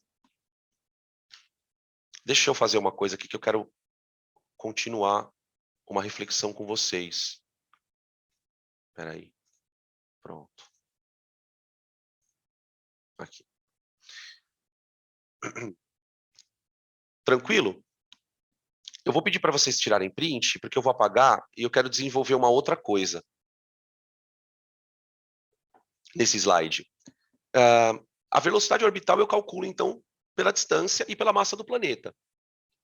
Tá? Então, quer dizer que eu posso, a partir do momento que eu quero botar um corpo em órbita, eu escolho a distância, faço a conta e vejo qual a velocidade que eu tenho que arremessar o corpo. Então, o foguete ele vai chegar nessa velocidade e quando ele chegar nessa velocidade, nessa altura, ele solta o corpo. Solta o corpo. A hora que ele solta o corpo entra em órbita. É claro que uma coisa importante de salientar é o seguinte, para ele manter a órbita, ele não pode diminuir essa velocidade. Se ele diminuir a velocidade, ele vai caindo. Ele vai entrando em outras órbitas. Mudou a velocidade, muda a órbita. Tá? Então, o que acaba acontecendo? O próprio satélite ele tem que ter um dispositivo que vai se autocorrigindo. Porque, por mais que ele esteja numa altitude muito elevada, há atrito ali. Vai ter dissipação de energia. Então, ele vai freando. Então, o próprio satélite vai corrigindo. Ele tem painéis solares que vão abastecendo ele de energia e ele vai controlando com propulsores que vão soltando ali, vai corrigindo a órbita. Tá bom? Beleza? Bom, o que eu queria comentar com vocês? Opa, peraí. Deixa eu apagar isso aqui. Ué, por que eu não consigo apagar? Ah, eu já sei por que eu não consigo apagar. Eu já sei. Esse aqui eu vou conseguir, acho. Não. Aqui. Pronto. Então, olha só. Uma consequência que a gente pode extrapolar um pouquinho é o seguinte. Eu sei que a velocidade orbital, v orbital, é igual a raiz quadrada de g emão sobre r. Ok? Tá. A partir dessa fórmula, eu posso calcular o período orbital.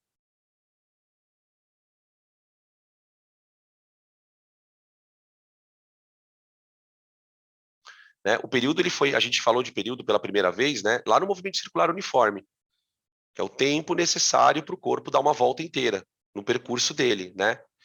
Como é que a gente calcula período? Tem várias maneiras de calcular período, gente. Uma das maneiras de calcular período é o seguinte, lembrar que essa velocidade aqui, ó, que a gente chamou de orbital, ela é chamada, no movimento circular, de velocidade linear, não é? É a velocidade com que ele está fazendo a trajetória dele. Então, essa velocidade linear, ela é igual a 2 π r sobre período. Certo? Ah, então a gente pode igualar. Né? Esse período vai ser o período orbital, que é o ano do planeta. Digamos, isso vai ser o ano do planeta, o ano do satélite, né? Quanto tempo o satélite demora para dar uma volta na Terra? Né? Por exemplo, na estação espacial, esse período aqui, ó, gente, ele é de aproximadamente 90 minutos. Tá? Ela está bem pertinho da Terra, então ela está andando bem rápido, então ela não vai demorar 24 horas que nem a Terra. Ela vai andar mais rápido que a Terra. Tá? Ela passa, inclusive tem um aplicativo que você consegue, ele consegue te dar exatamente que horas que a estação espacial vai passar em cima de você. Tá? E dependendo de como está o céu, você consegue ver a estação espacial.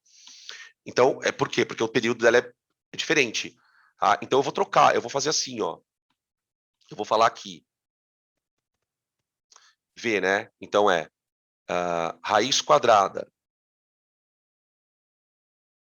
de G emão sobre R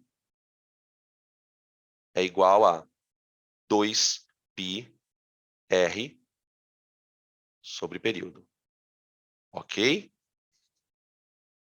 Daqui eu posso isolar o período. Então, o período, bom, é isso aqui, né? O período é igual a 2 π R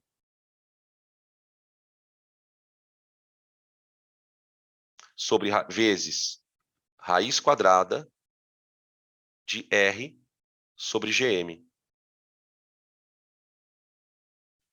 Tá? Eu passei o período para cima e troquei a velocidade ali. Aqui, ó, peraí, deixa eu apontar para vocês. Eu passei o período aqui para cima multiplicando. Esse R aqui. Ah, peraí, que faltou. Ah, não. Esse R ele passou numa raiz, ó, e o GM passou na raiz para baixo. Então ficou o inverso dessa raiz. Tá? Tudo bem? Até aqui tranquilo? É a mesma coisa que eu falaria para velocidade orbital, falaria para o período. Precisa decorar? Não. Você precisa lembrar como a gente chegou no período. Tá? Beleza. Agora, uma coisa interessante aqui é o seguinte. Uma coisa interessante aqui é a seguinte. Por curiosidade, eu vou elevar dos dois lados ao quadrado. Aqui, ó.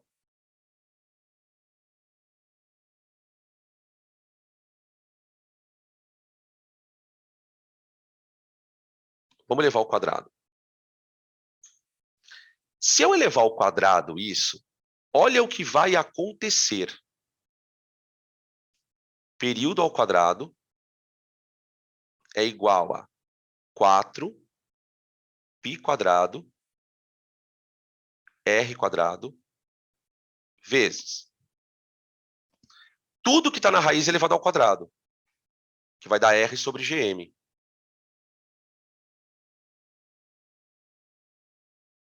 Tudo bem? Tá, agora presta atenção no que eu vou fazer.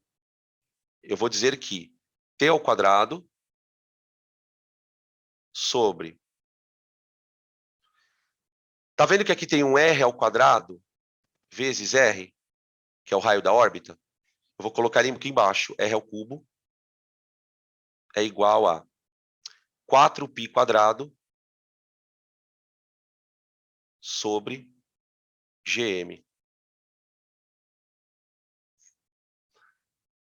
Tá? A teoria da gravitação de Newton explica a terceira lei de Kepler. O que o Kepler dizia?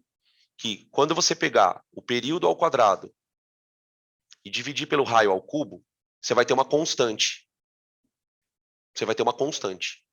O Newton disse que a constante de fato é constante. Por quê? Porque ela depende do quê? 4π² e GM. Então, por exemplo, por que o Kepler observava que a relação era constante para todos os planetas? Porque todos os planetas estavam regidos pelo mesmo Sol. Ó. Então, se você calcula, se você faz essa conta para a Terra, se você faz essa conta para Marte, se você faz essa conta para Netuno, vai ter que dar o mesmo valor, porque todos estão sob influência do Sol. O Kepler não sabia disso. Ele só sabia que a conta dava o mesmo número. E aí o Newton vai corroborar, fala, não, ó, tá aqui, é isso mesmo, tá? Percebe como a teoria era forte? Explicava tudo, a mágica, tá? Por isso que os físicos chegaram no final do século XVIII e XIX achando que a física tinha terminado já. Não tinha nada que eles não conseguiam explicar. Tá? Beleza? Bom, posso continuar, gente? Tem mais algumas coisas que eu gostaria de comentar ainda. Tá? Vamos falar de energia potencial. Ah, professor, energia potencial MGH. Vamos devagar. Nós estamos falando de planeta agora, né? A gente não está falando, por exemplo, de você se levantar na Terra. Né? A gente está falando de planeta. Então, assim, primeiro, né? Existe uma fórmula para energia potencial gravitacional que não é o MGH que você conhece. Quando a gente trabalha com planetas, a energia potencial ela vai ganhar até um outro símbolo, tá, gente? Até um outro símbolo. A gente vai usar a letra U para energia potencial, tá? A energia potencial gravitacional é dada por G, emão, eminho, dividido por D. Tá? Essa fórmula é uma fórmula que a gente não tem como deduzir. Eu não vou deduzi-la para vocês, porque a dedução dela é meio pesada, tipo, envolve umas coisas que a gente não precisa saber. Agora, tem uma coisa muito curiosa nessa energia potencial, gente. Por quê? Porque ela é dada como número negativo. Ela é dada como número negativo. Então, quando você compara, por exemplo, um planeta, pensa num planeta como a Terra e o Sol. Os dois planetas estão à distância. O simples fato deles estarem à distância faz com que o sistema tenha uma energia potencial, quer dizer, uma tendência de um puxar o outro. Gente, igual a gente lembra de potencial elétrico, né? O potencial em cada ponto do espaço. É a mesma coisa aqui, é como se fosse um potencial gravitacional. Tá? Por que essa energia é negativa? Essa informação é importante. Vamos imaginar uma cena.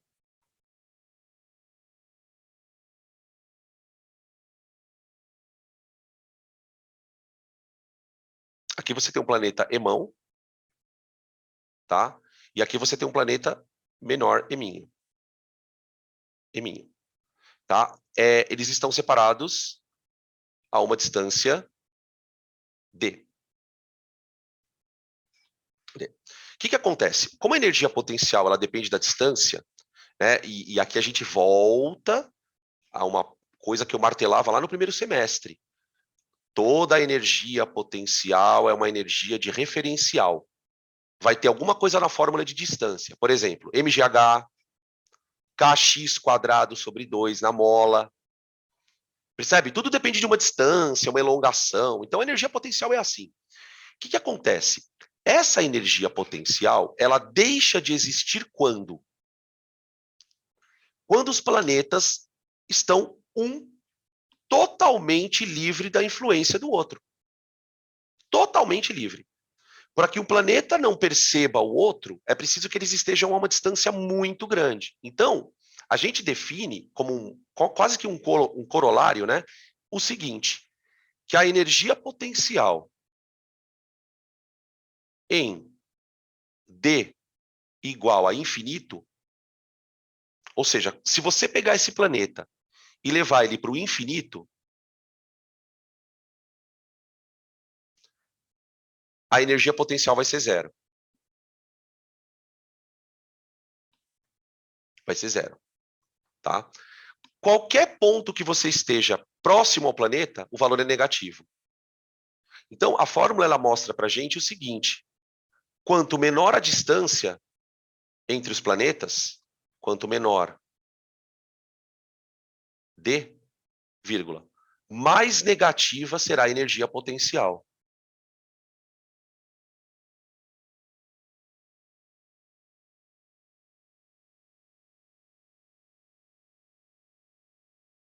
Tá? A gente, inclusive, pode esboçar um gráfico de energia potencial dos planetas em função da distância. Ó. Então, ó, aqui eu vou colocar epote e aqui distância. Tá? Beleza? O que a gente vai perceber? Que a energia potencial, ela decresce, ela é sempre negativa, ela decresce quanto mais próximos estão os planetas. Tá? Por que ela é negativa? Porque eu preciso de um número que cresça conforme ele aumente. Qual é o problema? O que a experiência mostra para a gente? Que a energia potencial ela é cada vez maior quanto mais alto está o objeto, não é? Lembra da fórmula do mgh que a gente usa na Terra? Então, quando você trabalha com planeta, qual é o problema? Você precisa criar uma energia que cresça quanto mais distante está. Então, o que os caras fizeram? Ao invés de dizer que a energia potencial aqui é zero, ele podia ter falado, olha, a energia potencial é zero aqui. E quanto mais longe está o planeta, maior vai ser a energia. Ao invés deles colocarem o ponto zero aqui, eles chamaram o ponto zero de infinito. Então, é mais ou menos assim, ó. Pensa numa régua. Imagina uma régua. Perdão. Eu vou colocar um ponto aqui, ó. Ponto B. Tudo bem? Aí eu chego para você e pergunto assim, olha, o ponto A é positivo ou negativo? Depende. Depende de onde está o zero. Por exemplo, se eu falar que aqui é zero, ó, esse número passa a ser negativo. Agora, se eu falo que, ao invés de falar que o B é zero, se eu falar que o A é zero, se eu falar que esse cara aqui é zero, esse cara passa a ser positivo. Então, o que a física pensa? Ela pensa assim, bom, onde vai ser meu zero? O meu zero é o lugar que está tão longe que um corpo não percebe mais o outro. Ali é o zero. Ali não tem energia. Só que eu sei que quanto mais próximo tiver o corpo, menor é a energia. Então, se eu estou falando que no infinito a energia é zero, infinito é o ponto mais longe que existe. Quanto mais próximo do infinito, menor será a energia. Tá? Lembra que a energia potencial ela decresce com a distância. Quanto mais próximos estão os corpos, menor é a energia potencial. Né? Lembra que a gravidade ela gosta de atrair os corpos. Então, os corpos, quanto mais próximos estão, menos energia potencial terão. Tá? Então, é um problema de referencial. Os caras falam assim, bom, eu quero que o ponto infinito E é fácil você provar aqui por que a energia no infinito é zero. Quer ver como é simples? Pensa assim, ó. Se a energia depende da distância, quanto maior for a distância, menor a energia. Agora imaginem, por exemplo, vocês calculando a energia de um ponto onde a distância é infinita. Se essa distância aqui for infinito, ó, quanto dá um número dividido pelo infinito, vocês sabem? Zero. Né? Porque a energia potencial aqui ela vai ser G, emão, eminho, sobre infinito. Essa conta dá zero. E aí, à medida que o corpo vai se aproximando do outro corpão, né, o eminho vai se aproximando, a energia vai ficando menor. Então ela tem que ser negativa. Tá? O que a gente propõe no final das contas é que o maior valor que uma energia potencial assume é zero. Qualquer valor que ela venha a assumir abaixo desse será negativo, portanto. Tá? Beleza? Certo? Pesado, né? Pesado. Sempre tem uma partezinha meio tensa. Bom, por que eu quero definir essa energia potencial estranha, negativa? Porque a partir desta energia, nós conseguimos definir a velocidade de escape. Velocidade de escape. Gente, o que a gente precisa entender é que quando você vai lançar um objeto fora da Terra, esse objeto ele vai ser arremessado. Como ele vai ser arremessado, o que pode acontecer? Se você jogar ele muito devagar, ele cai. Se você jogá-lo numa dada velocidade, ele pode entrar em órbita e manter essa velocidade. Só que quando você quer tirar o corpo da Terra, aí a história é outra. Para você tirar o corpo da Terra, tem que haver uma velocidade mínima. Se o corpo não tiver com essa velocidade, ele não escapa do campo gravitacional. Ele vai subir, subir, subir, subir, subir e cair. Aqui, é preciso que o corpo tenha uma velocidade específica, senão ele sobe e cai. Aquela velocidade não é suficiente para arrancar ele do campo. Então a gente consegue determinar essa velocidade de escape, tá? Como é que a gente vai determinar essa velocidade? Então essa velocidade, a gente pode dizer que é uma velocidade mínima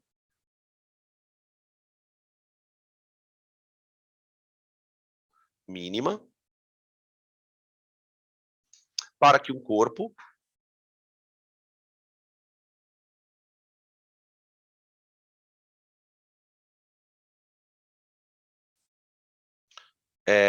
para que um corpo se livre do campo gravitacional do planeta.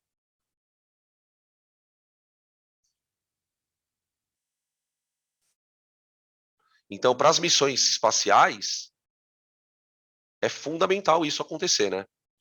Eu vou lançar uma sonda, por exemplo, né? A sonda que foi para Marte, a Cassini, que já colapsou lá, ela tem que ter saído do planeta.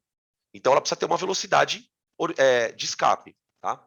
Como é que a gente vai definir essa velocidade de escape? Vamos imaginar assim: você tem um planeta, irmão, e você tem um corpo aqui na superfície dele, massa eminho. E eu quero arremessar o corpo para cima com uma velocidade v0. Só que eu quero levar o corpo para onde? Eu quero levar esse corpo para o infinito. Né? Ou seja, eu quero levar o corpo para o lugar onde não há mais campo gravitacional. Tá?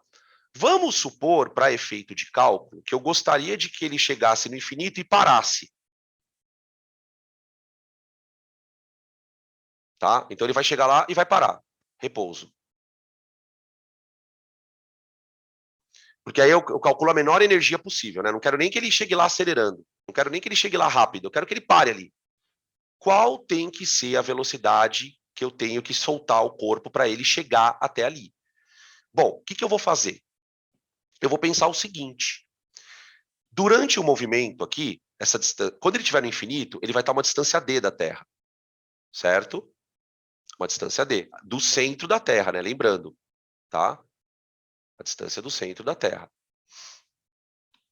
Então eu vou dizer o seguinte, que para que ele consiga se afastar da Terra, ele tem que ganhar uma energia potencial. Ele tem que ganhar uma energia potencial. Ele está com uma energia potencial aqui, e ele vai ter que aumentar. Então, o que a gente pode pensar?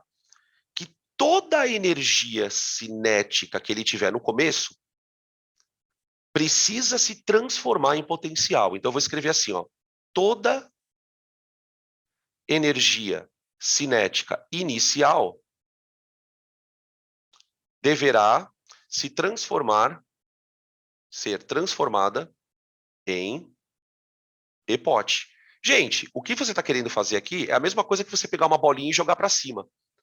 Você concorda que a altura que a bolinha sobe depende da velocidade com que você joga? Então, o raciocínio que a gente está tentando usar aqui é o mesmo.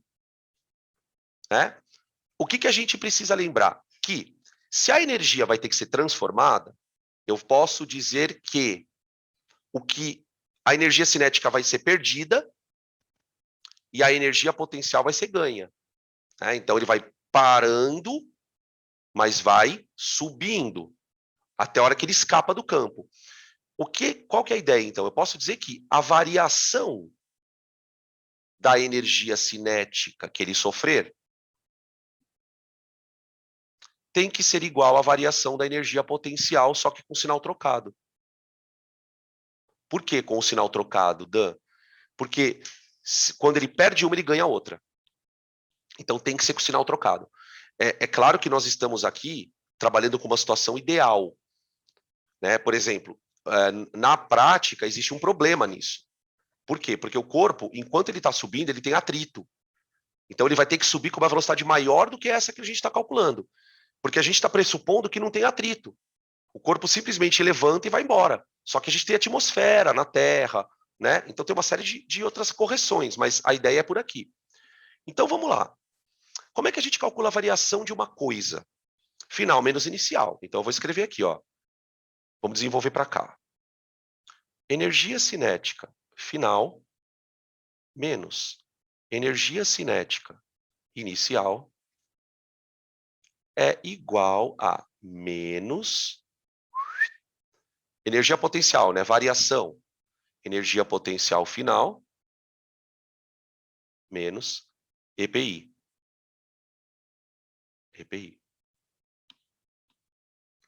Tudo bem? Muito importante lembrarmos o seguinte, a energia cinética final tem que ser zero. Porque a gente está impondo que ele está em repouso. E a energia potencial final também. Porque no infinito, ela vale zero. Ela veio de um número negativo, né? Não esqueçam disso. Né? Não é porque ela vale zero que o corpo perdeu energia. Não, muito pelo contrário. Ela era um número negativo que foi aumentando. Então, a energia cinética, a potencial final também é zero. Zero. Então, a nossa conta ela ficou assim agora. Ó. Vê se vocês concordam. Menos energia cinética inicial tem que ser igual a... Aí lá dentro tem um menos, com menos dá mais. Mais EPOT. EPOT. Tudo bem? Agora vamos abrir. Energia cinética inicial. Vamos lá. Menos M, velocidade inicial ao quadrado, sobre 2. Igual a energia potencial inicial, né? Esqueci de colocar o I. A energia potencial inicial seria menos G, Emão, Eminho, sobre quanto? Sobre R. Por que R, pessoal? Porque quando ele está no começo, ele está na superfície da Terra, não está? Qual é a distância dele ao centro da Terra? É o raio da Terra. Então, eu posso dizer que nesse ponto aqui, ó, ele tem uma energia G, emão, eminho sobre a distância. Tá? Beleza? Bom, daqui a gente chega na seguinte conclusão. Primeiro, o menos se cancela, né? Eu tenho duas coisas que eu posso cancelar aqui, o menos e as massas. E as massas. Tá? E aí eu isolo a velocidade. Então, a velocidade zero, que é a velocidade de escape, vamos chamar ela agora de escape, né? Em vez de ESC. Escape é igual a raiz quadrada de 2G emão sobre R. 2G emão sobre R. Tudo bem? Beleza, gente? O que a gente percebe com isso? Que a velocidade de escape depende da massa do planeta e do tamanho dele. É um prenúncio, olha só, é um prenúncio do que o Einstein viria a dizer depois, né, do porquê que o buraco negro é escuro. Né? O buraco negro ele tem uma relação cujo resultado dá maior que a velocidade da luz. Né? Para vocês, o buraco negro ele tem uma massa muito grande e um tamanho pequeno. É muito importante ressaltar isso, tá? O tamanho do corpo no buraco negro, as pessoas acham que, por exemplo, o buraco negro ele é um corpo gigante. Ele pode ser um corpo do tamanho da Terra, tá, gente? Só que a massa dele é absurda. Então, quando você calcula a velocidade de escape no buraco negro, ela dá acima de 3/10 Por isso que a luz não escapa dali.